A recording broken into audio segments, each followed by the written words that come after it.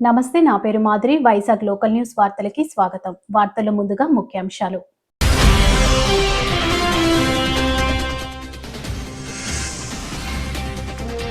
Operation Sindoor విజయవంతం కావాలని వైభవ్ వెంకటేశ్వర స్వామి ఆలయంలో ఎమ్మెల్యే విష్ణుకుమార్ రాజు పూజలు.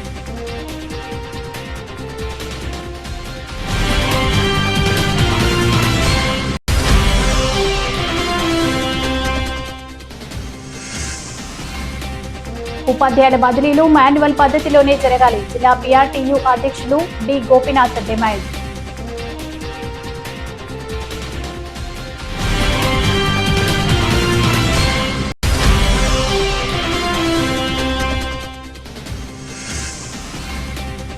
దేశీయ విత్తనాలతో పండే పంటలు ఆరోగ్యకరం. గ్రీన్ క్లైమేట్ టీం వ్యవస్థాపక కార్యదర్శి జేవి రత్నం.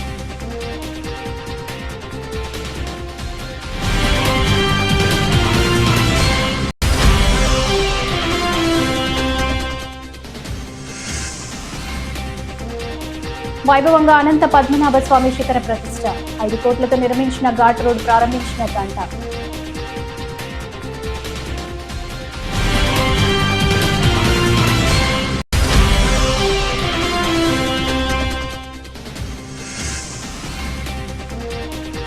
పదమూడు రోజుకు చేరిన అనకాపల్లి కమ్యూనిస్టు హెల్త్ ఆఫీసర్స్ శాంతియుత నిరసన పట్టించుకొని ప్రభుత్వం.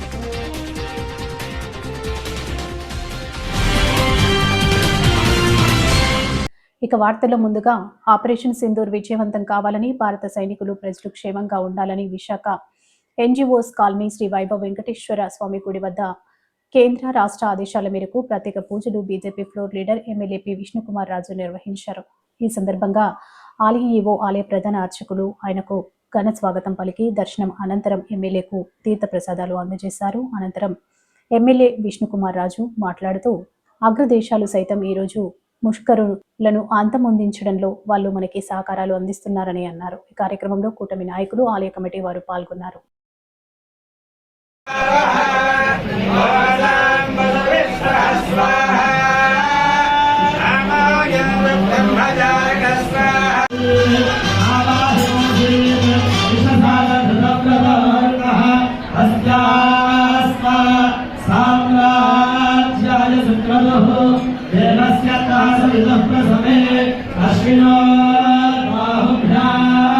ఈరోజు వైభవ వెంకటేశ్వర స్వామి వారి ఆలయంలో ఈరోజు 23వ సంవత్సర వార్షికోత్సవం సందర్భంగా, అట్లాగే భారతదేశ ప్రధాని నరేంద్ర మోడీ గారు కేంద్ర ప్రభుత్వ ఆదేశాల మేరకు, రాష్ట్ర ప్రభుత్వ ఆదేశాల మేరకు మన భారతదేశం రక్షణ గురించి ఎవరైతే మన సైనికులు అందరూ కూడా పాకిస్తాన్ పై యుద్ధము వాతావరణంలో అక్కడ ఉన్న పరిస్థితుల్లో అందరికీ కూడా, మన భారతీయులందరికీ కూడా, అట్లాగే మన భారతదేశ సైన్యానికి కూడా స్వామివారి అనుగ్రహము, కరుణా కటాక్షాలు, స్వామివారి దీవెనలు ఉండాలి అనే ఉద్దేశంతో ప్రతి చోట, అంటే మసీదుల్లో కానీ, తర్వాత చర్చిల్లో కానీ, అట్లాగే గురుద్వారాలో కానీ, టెంపుల్స్ లో కూడా ఈ కార్యక్రమం చేయమని చెప్పి ఆదేశాలు మాకు రావటం జరిగింది. దాని ప్రకారమే ఇక్కడ నార్త్ నియోజకవర్గంలో ఉన్న అత్యంత పేరు ప్రతిష్ట కలిగిన స్వామివారి వైభవ వెంకటేశ్వర స్వామి వారి ఆలయానికి జనసేన, తెలుగుదేశం పార్టీ, భారతీయ జనతా పార్టీ నాయకులు, కార్యకర్తలు అందరూ వచ్చి అక్కడ మన దేశ సరిహద్దుల్లో పోరాడుతున్న సైనికులకి, మన భారతీయులందరికీ కూడా రక్షణ కల్పించవలసిందిగా మేము ప్రార్థనలు చేయటం జరిగింది. ప్రత్యేకమైన పూజలు చేయటం జరిగింది. తప్పనిసరిగా మన భారతదేశ విజయం అనేది ఖాయము. దానితో సంబంధం లేకుండా, ప్రాణ నష్టం లేకుండా ఉండాలి అనే ఉద్దేశంతో ఈ కార్యక్రమాలు చేపట్టడం జరిగింది. దేశీయ విత్తనాలతో పండే పంటలు ఆరోగ్యకరమని గ్రీన్ క్లైమేట్ టీం వ్యవస్థాపక కార్యదర్శి జేవి రత్నం అన్నారు. శ్రీనగర్లోని విశాఖ పౌర గ్రంథాలయంలో శుక్రవారం నిర్వహించిన వరి కంకుల తోరణాల తయారీపై శిక్షణ విత్తనాల ప్రదర్శన నిర్వహించారు. ఈ సందర్భంగా ఆయన మాట్లాడుతూ, కూరగాయల, ఆకుకూరల విత్తనాలు 130 రకాల ప్రదర్శనలు ఏర్పాటు చేశామన్నారు. దేశీయ విత్తనాల సేకరణ, పునరుత్పత్తికి ప్రతి ఒక్కరూ సహకరించాలని కోరారు. మన ఆరోగ్యం మన చేతుల్లోనే ఉందన్నారు. ప్రదర్శనలో పలు రకాల దేశీయ కూరగాయలు, చిరు, పప్పు ధాన్యాలు, విత్తనాలు ఉంచారు. భారతదేశంలో వ్యవసాయం అనేది మొదలయ్యి 10,000 సంవత్సరాలు అవుతుంది. 10,000 సంవత్సరాల కిందట దేశీయ విత్తన సంపత్తిని ఎలా దాచుకున్నారు, దేశీయ విత్తన సంపత్తిని ఎలా సేకరించారు ఇవన్నీ మర్చిపోయి మనము పూర్తిగా హైబ్రిడ్ జెనెటికలీ మాడిఫైడ్కి వెళ్ళిపోతున్నాం. కొన్ని చోట్ల టెర్మినేటర్ సీడ్ కూడా వాడేసిన పరిస్థితి ఉంది. ఇవన్నీ కూడా ప్రమాదకరమైనవి. కాబట్టి మన దేశీయ విత్తన సంపత్తిని మనం తిరిగి రివైవ్ చేయాలనే ఆలోచనతో గడిచిన 25 ఏళ్ళుగా మనం ప్రయత్నం చేస్తున్నాం. ఇప్పుడు వంకాయ అంటే చాలామందికి 3-4 రకాలు తెలుసు. వాటి రుచి కూడా మారిపోయింది. ఇప్పుడు మన దేశీయ వంకాయ తీసుకుంటే దాదాపుగా 300 రకాలు ఉన్నాయి. శ్రీకాకుళం జిల్లాలో ఏదైతే ఒరిస్సా బోర్డర్లో బత్తిలి ఉందో బత్తిలి దగ్గర 4 రకాల వంకాయలు దొరుకుతాయి. అలాగే పాడలి ప్రాంతంలో ఒక రకమైన వంకాయ దొరుకుతుంది. మన విశాఖ జిల్లా వెల్లంకిలో ఒక రకమైన వంకాయ దొరుకుతుంది. ఇవన్నీ కూడా ఒక్కొక్క రకమైన వంకాయ పచ్చడికి, ఒక రకమైన వంకాయ కూరకి, ఒక రకమైన వంకాయ దప్పడానికి, వేపుడికి ఇట్లా డిఫరెంట్గా ఉండే వంకాయలు ఉన్నాయి. అలాగే బెండకాయలు చూస్తే మనకు దాదాపుగా 200 రకాలు ఉన్నాయి. మనం ఈరోజు తింటుంది ఒకే రకం 5 పలకల బెండ, 6 పలకలు, 7 పలకలు, 8 పలకలు, 9 పలకలు, 10, 11, 12 పలకలు కూడా ఉన్నాయి. అలాగే 3 అంగుళాలు, 6 అంగుళాలు, 9 అంగుళాలు ఉన్నాయి. వీటి తాలూకు రుచి కూడా డిఫరెంట్గా ఉంటుంది. కొన్ని బెండకాయలు పులుసు పెట్టుకోవడానికే బాగుంటాయి, కొన్ని బెండకాయలు ఫ్రైకి బాగుంటాయి, కొన్ని బెండకాయలు కూరకు బాగుంటాయి. కొన్ని రకాల బెండకాయలు మాత్రమే పప్పులో వేసే పరిస్థితి గతంలో ఉండేది. ఈరోజు అలా కాకుండా అన్ని రకాల బెండ, ఒకటే బెండ వస్తుంది, అన్ని రకాల బెండ మనకు కనపడకుండా పోయింది. తోటకూర తీసుకుంటే మనకి చాలా రకాల తోటకూర ఉంది. ఈరోజు మనం ఇక్కడ 5 రకాల తోటకూర పెట్టాం. వైశాఖ పౌర్ణమి సందర్భంగా ఈ నెల 12న అప్పన్న స్వామికి 2వ విడత చందన సమర్పణ జరగనుంది. ఆ మేరకు ఆలయంలో 3 రోజుల పాటు జరిగిన గంధం ఆరగదీత ప్రక్రియ శుక్రవారం ముగిసింది. ఆలయ సిబ్బంది బేడా మండపంలోని సాన రాళ్లులపై చందనం చెక్కలు అరగదీసి శ్రీ గంధాన్ని సేకరించారు. అరగదీసిన గంధాన్ని ఆలయ స్థానాచార్యులు టిపి రాజగోపాల్ తూకం వేసి ఆలయ బండాగారంలో భద్రపరిచారు. దీనిలో సుగంధ ద్రవ్యాలు మిళితం చేసి 12న స్వామికి 2వ విడతగా 3 మరుగులు సుమారు 125 కిలోల సమర్పణ చేస్తారు. జ్యేష్ఠ పౌర్ణమి నాడు 3వ విడత చందన సమర్పణ జరుగుతుంది.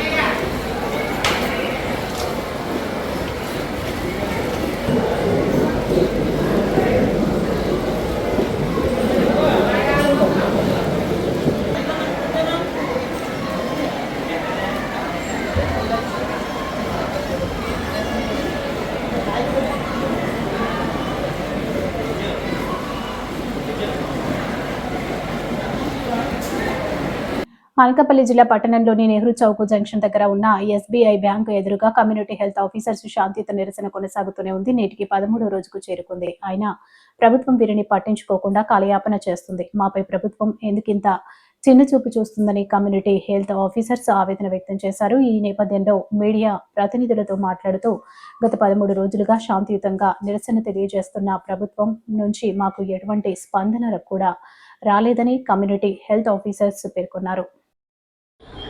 నా పేరు సూదుకొండ మాణిక్యాలరావు. నేను బహుజన్ సమాజ్ పార్టీ తరఫున జిల్లా ఇన్ఛార్జిగా బాధ్యతలు నిర్వహిస్తున్నాను. మరి ఈరోజు గత 13 రోజులుగా తమ న్యాయమైన డిమాండ్ల సాధన కోసం ఇంత మండు టెండలో నడి రోడ్డు మీద ఒక ఉన్నత వైద్య విద్య నేర్చుకొని తమ సేవలని గ్రామీణ ప్రాంతాల్లో అందిస్తూ ప్రజలకు ప్రభుత్వం తరపున సేవలు అందిస్తున్న వైద్య సిబ్బంది కమ్యూనిటీ హెల్త్ ఆఫీసర్స్ గత 13 రోజులుగా ఇక్కడ నిరసన దీక్ష చేస్తున్నారు, శాంతియుతంగా సహనంగా.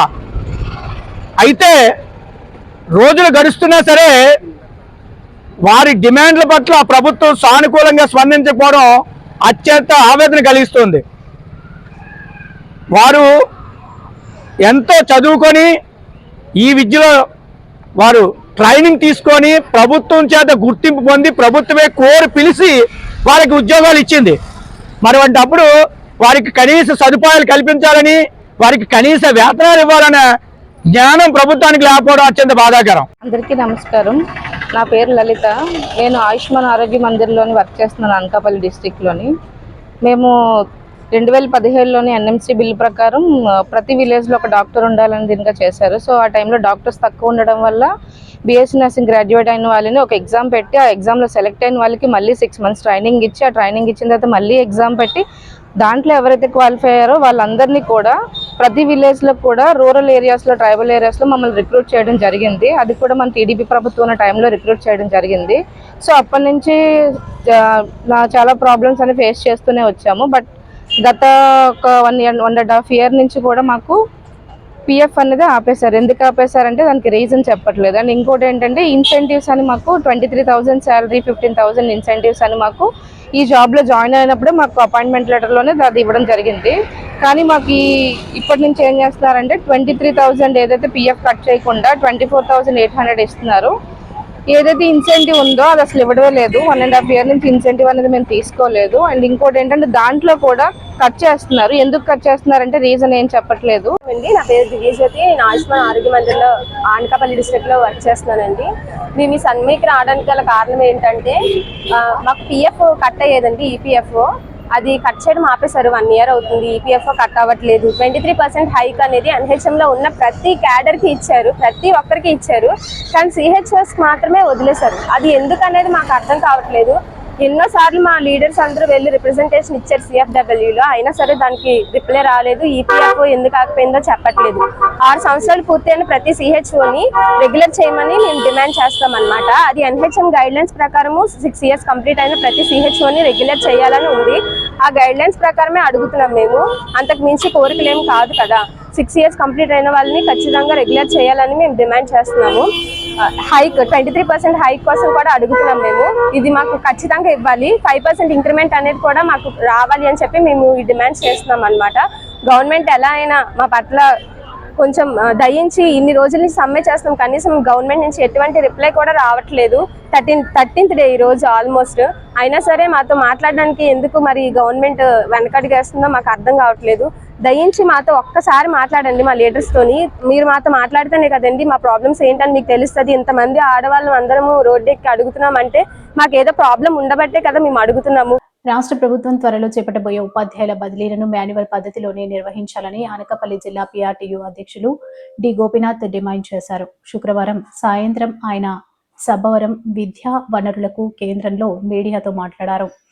ఈ సందర్భంగా ఆయన మాట్లాడుతూ టీచర్లు ఆన్లైన్లోనే దరఖాస్తులు నమోదు చేసుకుంటారని, బదిలీలు మాత్రం మాన్యువల్ పద్ధతిలోనే చేయాలని ప్రభుత్వానికి విజ్ఞప్తి చేశారు.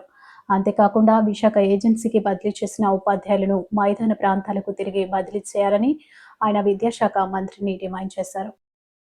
నా పేరు డి గోపీనాథ్, ఉమ్మడి జిల్లా పీఆర్టీయూ కన్వీనర్ మరియు అనకాపల్లి జిల్లా పీఆర్టీ అధ్యక్షుడిని.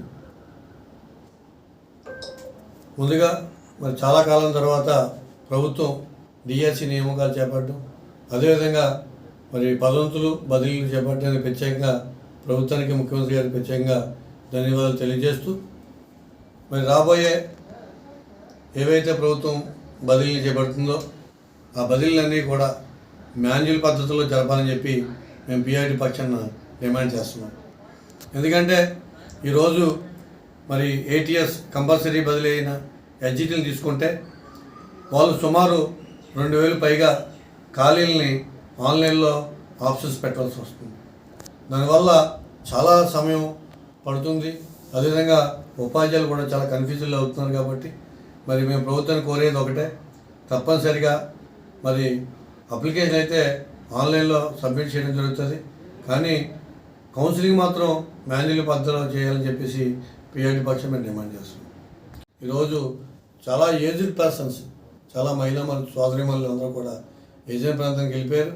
కాబట్టి 2 years అవుతుంది కాబట్టి తప్పనిసరిగా వాళ్ళందరినీ కూడా కింద దింపి ఏజెన్సీ ప్రాంత మరి ఎవరైతే మిత్రులు వాళ్ళందరూ కూడా స్పెషల్ డిఎస్సి కండక్ట్ చేసి వీళ్ళు ఖాళీలు నింపించే విధంగా అయితే తప్పనిసరిగా వాళ్ళు వస్తారు.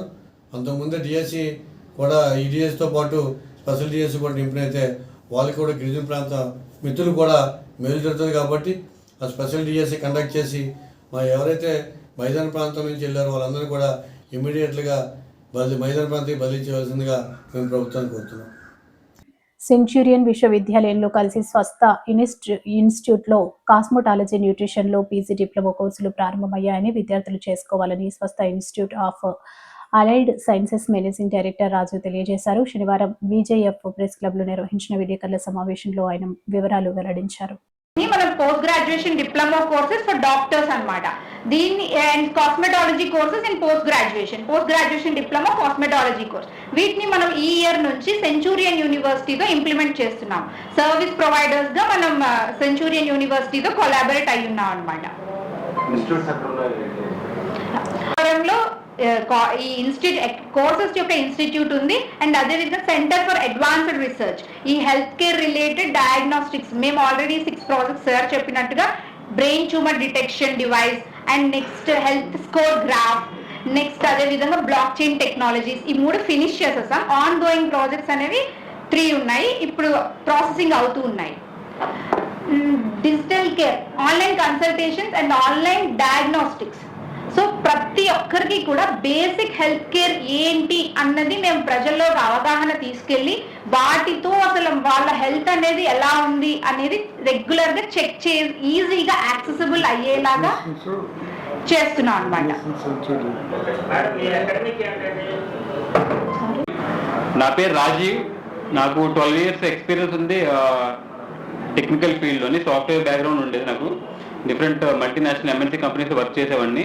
ఇప్పుడు టెక్నికల్ లీడ్గా, మార్కెటింగ్ హెడ్గా ఈ స్వస్థ సూచన అనే సంస్థలో నేను వన్ ఆఫ్ ది మెంబర్. నేను మన స్వస్థ సూచన మెయిన్ ఉద్దేశం ఏంటంటే మన ప్రజల్లోకి తీసుకెళ్ళాం. స్వస్థ సూచన అంటే take control of your health. దీని యొక్క మెయిన్ ఉద్దేశం ఏంటంటే మన ప్రజలకి మనం అందరము ఒక 100% యాక్యురేట్గా రిజల్ట్స్ మనం అందించి, నెక్స్ట్ అదేవిధంగా అందరికీ అందుబాటులో ఉండే విధంగా మనం చేస్తున్నాము. ఇందులో మనం మెయిన్గా academics, next research, next digital health care. ఇప్పుడు అకాడమిక్స్ అంటే ఇందులో కోర్సెస్, పీజీ డిప్లొమా కోర్సెస్, మనం కాస్మెటాలజీ కోర్సు, నెక్స్ట్ అదేవిధంగా డైట్ అండ్ న్యూట్రిషన్ కోర్సు, ఈ 2 కోర్సుని మనం ఆల్రెడీ ఇంప్లిమెంట్ చేసాము. సక్సెస్ఫుల్గా 1 year కంప్లీట్ అయ్యింది. 2 batches కూడా రిలీవ్ అయ్యాయి మన ద్వారాను. నెక్స్ట్ అదేవిధంగా రీసెర్చ్ ఇన్స్టిట్యూట్, అది సపోర్ట్గా ఉంది, రీసెర్చ్ సెంటర్ అది. దాని ద్వారా ఏంటంటే మనం ఒక ఏఐని ఉపయోగించుకుంటూ మెడికల్ పరంగా మనం దాన్ని డెవలప్ చేస్తున్నాము. ఎలాగంటే లైక్ డిఫరెంట్ మనం ఆల్రెడీ ప్రాజెక్ట్స్ కూడా చేసాము, 6 ప్రాజెక్ట్స్ వరకును. అందులో 6 ప్రాజెక్ట్స్లో 3 ప్రాజెక్ట్స్ కంప్లీట్ అయిపోయాయి. So brain tumour related project చేసాము. నెక్స్ట్ ఇంకా హెల్త్ స్క్రీనింగ్ గ్రాఫ్, అదొక ప్రాజెక్ట్ చేసాము. వైభవంగా అనంత పద్మనాభ స్వామి శిఖర ప్రతిష్ట, 5 కోట్లతో నిర్మించిన ఘాట్ రోడ్ ప్రారంభించిన గంట.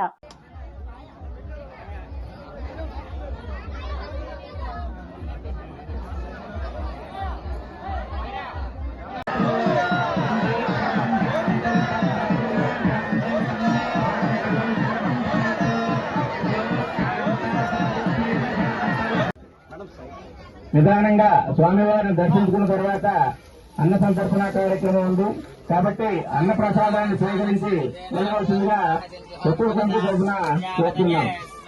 భక్తులకి మరొకసారి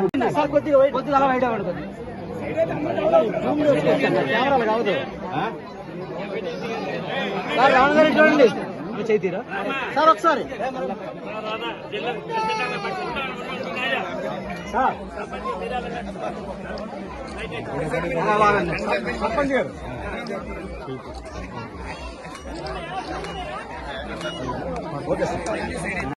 ఈరోజు ఎంతో శుభకరమైన, చాలా పవిత్రమైన రోజుగా నేను నా జీవితంలో భావిస్తా ఉన్నాను. ఏదైతే వేలాది మంది భక్తుల సమక్షంలో అనంతపద్మనాభ స్వామి ఈ దేవాలయం మళ్ళీ దీన్ని ఈరోజు శిఖర స్థాపన అనంతపద్మనాభ స్వామి దర్శనం చేసుకోవడం చాలా సంతోషకరంగా. దేశంలోనే అనంతపద్మనాభ స్వామి ఆలయాల్లో ఒకటి మనకి కేరళలో తిరుపతిలో ఉన్న అనంతపద్మనాభ స్వామి. చెప్పాలంటే ఆ స్వామి కంటే కూడా ఇది స్వయం. అటువంటి అనంతపద్మనాభ స్వామి ఆలయం కొన్ని కారణాల వల్ల రాష్ట్రం ఒక తిరుగుబడి ఇది కొంచెం మరమ్మతులు గురి కావటం, ఆ తర్వాత మన ప్రభుత్వం ప్రత్యేకంగా దీని మీద దృష్టి పెట్టి ఈ పైకి ఘాట్ రోడ్డు కానీ లేకపోతే ఆలయాన్ని మొత్తం మరమ్మతులు చేయడం అనేది పైన శిఖరం ఏదైతే ఆలయానికి చాలా ఇంపార్టెన్స్ ఉందో ఆక్రమిత భూమిలో నిర్మాణాలు చేపట్టిన శారదాపీఠంపై 8 వారాలు గడిచినా ఎందుకు చర్యలు తీసుకోవడం లేదని తెలుగు శక్తి అధ్యక్షుడు బివి రామ్ పెందుర్తి తహసీల్దార్ ఎం ఆనంద్ కుమార్ ను ప్రశ్నించారు. అంతకుముందు రాష్ట్ర హోంశాఖ మంత్రి వంగలపూడి అనిత, జిల్లా collector Harendra Prasad, MLA Panchakarla mayor Peela Srinivas కు పరిస్థితిని బివి రామ్ వివరించారు. పెందుర్తి తహసీల్దార్ కార్యాలయ ఆవరణలో శుక్రవారం ఉదయం ఆయన మీడియాతో మాట్లాడారు.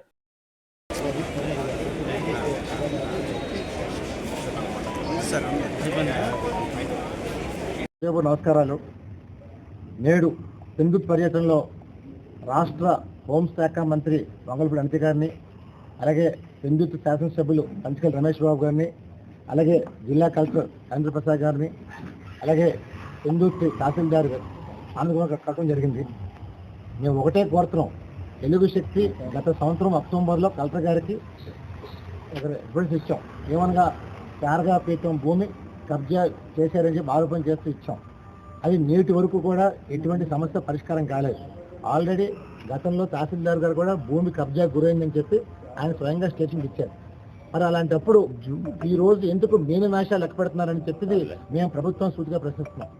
ఎందుకంటే దీని వెనక్కి ఎవరిని అడుగుతున్నారు, ఎవరు ఏ టీడీపీ నాయకులు కాపాడుతున్న అడుగుతున్నారు. మాకు అనుభవం జరుగుతుంది ఏంటంటే, టీడీపీ రాష్ట్ర అధ్యక్షుడు పల్లా శ్రీనివాసరావు కానీ, లేకపోతే విశాఖ పార్లమెంట్ అధ్యక్షుడు గండి బాబ్జీ కానీ, లేకపోతే విశాఖ పార్లమెంట్ ఎంపీ శ్రీభర్త్ కానీ ఏమైనా కాపాడుతున్నారని చెప్పి తెలుగు శక్తి ఆరోపణ చేస్తుంది. ఎందుకంటే గతంలో మనం చూసాం, భీమిలి భూముల పైన శారదాపీఠం ఇచ్చిన భూములు అన్ని తీసుకుంటూ తెలుగు శక్తి ఫౌండ్ చేసింది. సీఎం పేషి నుంచి కూడా ఫైన్ వెనక్కి వచ్చిందంటే ఆ రోజు పల్లా శ్రీనివాసరావు చేతిలో తిరిచారు. మరి ఈరోజు ఒక వైసీపీ అడ్డాగా మారిన శారదాపీఠాన్ని ఎందుకు టీడీపీ నాయకులు అంత ఇంట్రెస్ట్ చూస్తుని అడుగుతున్నారు. ఎందుకంటే ప్రజల కోసం పనిచేయాలి తప్ప వ్యక్తుల కోసం పనిచేయకూడదు. మరి వేళ శారదాపీఠం భూమి 22 సెంట్లు కబ్జా గురైందని చెప్పి సాక్షాత్ ఎంఆర్ఓ తహసీల్దార్ ఆనంద్ కుమార్ గారు గతంలో ప్రకటించారు. మరి దీనిపైన ఎందుకు జిల్లా యంత్రాంగం మీన వేషాలు లెక్క పెడుతుందో నాకు అర్థం కావట్లేదు. మేము ఒకటే కోరుతున్నాం, ముఖ్యమంత్రి గారిని త్రిసభ్య కమిటీ ఏమని చెప్పి డిమాండ్ చేస్తున్నాం. డెఫినెట్గా ఎంతటి వారైనా సరే, ఎవరైనా సరే ఇందులో ఉన్న వాళ్ళు అరెస్ట్ చేయడం కోరుతున్నాం ఈరోజు. ఎందుకంటే ఈ రకంగా చేసి అదే ఒక కామన్ మ్యాన్ ఇదే పని చేస్తే ఊరుకుంటూ అడుగుతున్నారు. విశాఖ జిల్లా గాజువాక 72వ వార్డులో గాజువాక బీజేపీ కన్వీనర్ కర్నంరెడ్డి నరసింగరావు ఆధ్వర్యంలో పాకిస్తాన్తో పోరాటం చేస్తున్న త్రివిధ దళాలు, సైనికులు భారతదేశం సురక్షితంగా ఉండాలని రామాలయంలో ప్రత్యేక పూజలు నిర్వహించారు. ఈ సందర్భంగా కేఎన్ఆర్ మాట్లాడుతూ, రాష్ట్ర అధ్యక్షురాలు దగ్గుపాటి పురంధేశ్వరి మరియు రాష్ట్ర సంఘటన మంత్రి మధుకర్తి సూచనల మేరకు గాజువాక పాత కర్ణ వాణిపాలెం పార్టీ కార్యాలయం ఎదురుగా ఉన్న శ్రీ శివాలయంలో యుద్ధంలో విజయం సాధించాలని త్రివిధ దళాల సైన్యం మరియు ప్రధాని మోదీగా పేరు మీద ప్రత్యేక పూజలు నిర్వహించామని తెలిపారు. పర్యాటకులపై ఉగ్రవాదుల దాడిని వ్యతిరేకిస్తూ భారతదేశం ఉగ్రవాదులపై దాడి చేస్తే పాకిస్తాన్ మాత్రం మన సైనికులు, పౌరులపై దాడి చేస్తుందని అన్నారు.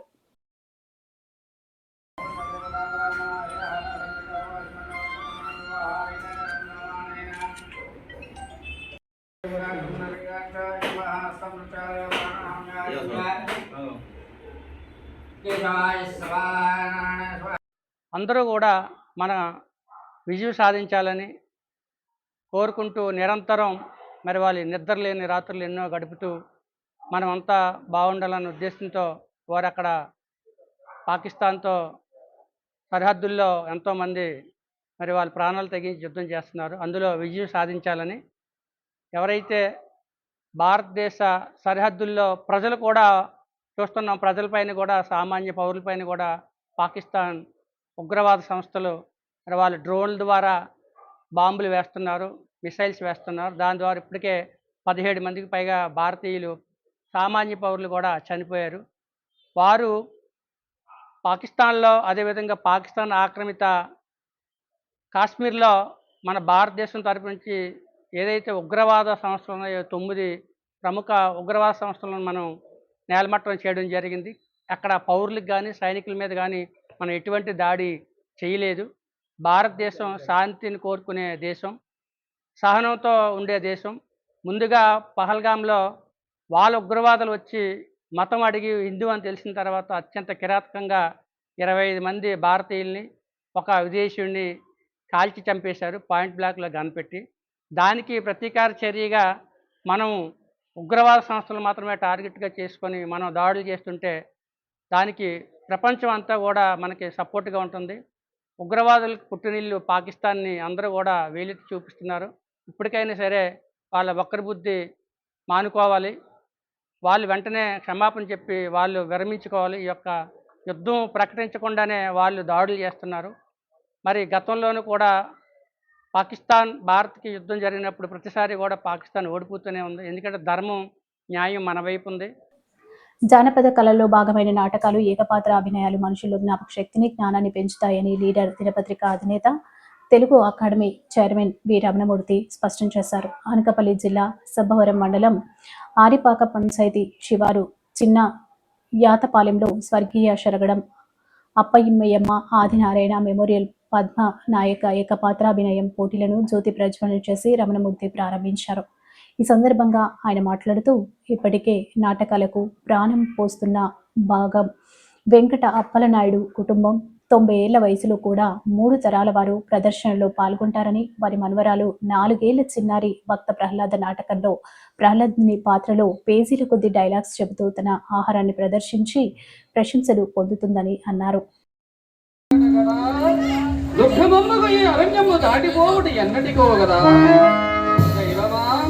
ఆ గర్భ శ్రీమంతురాలైన దేవికి ఎంతటి దురవస్థ తెచ్చి పెట్టి తిని